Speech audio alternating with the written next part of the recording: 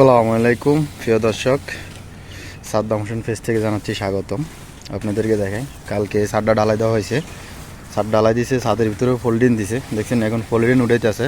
দেখান আপনাদেরকে, এই ফোন ফোল্ডিং উঠেছে, ফোল্ডিংয়ের তলে ছাদের এটা কত সুন্দর আছে ছাদ।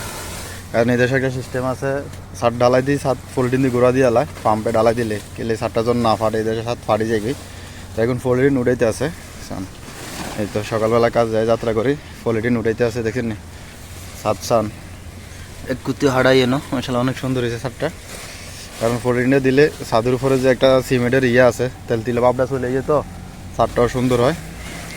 আর এর পরে দ্বিতীয় ফাটার লাগিয়ে দেয় যখন না ফাটে, সান দেখেন নি। এই যে এইদিকে এখন উড়ানো একটা বিম, এটা উঠবে। এই তো এখন এটার আজকে সেন্টারিং করি, ডালাই দিব সাইড করলি ছাদের উপরে। তো দেখেন ফোল্ডিংগুলো কীভাবে উড়াইতে আছে, কত টাকা খরচ করছে ফোল্ডিং। একটা ফোল্ডিং আমাকে দেশ হইলে জীবন এটি করলোক না। এই দেশেও একমাত্র 7 জন না হাঁটার কারণে ফোল্ডিংটা দেয়। এই ছাদটা কালকে ডালাই দিয়েছি সকালবেলা, তো রোদ্রের কারণে ভিডিওটা বেশি একটা সুন্দর আইয়ে না।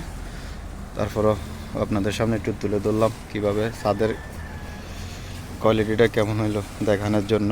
তো ভিডিওটা যদি ভালো লাগে অবশ্যই ভিডিওটা শেয়ার করে দিবেন, অন্যকে দেখার সুযোগ করে দিবেন। সাদ্দাম হোসেন পেজটি ফলো দিয়ে রাখবেন নতুন নতুন ভিডিও পাওয়ার জন্য। সবাই ভালো থাকবেন, ধন্যবাদ।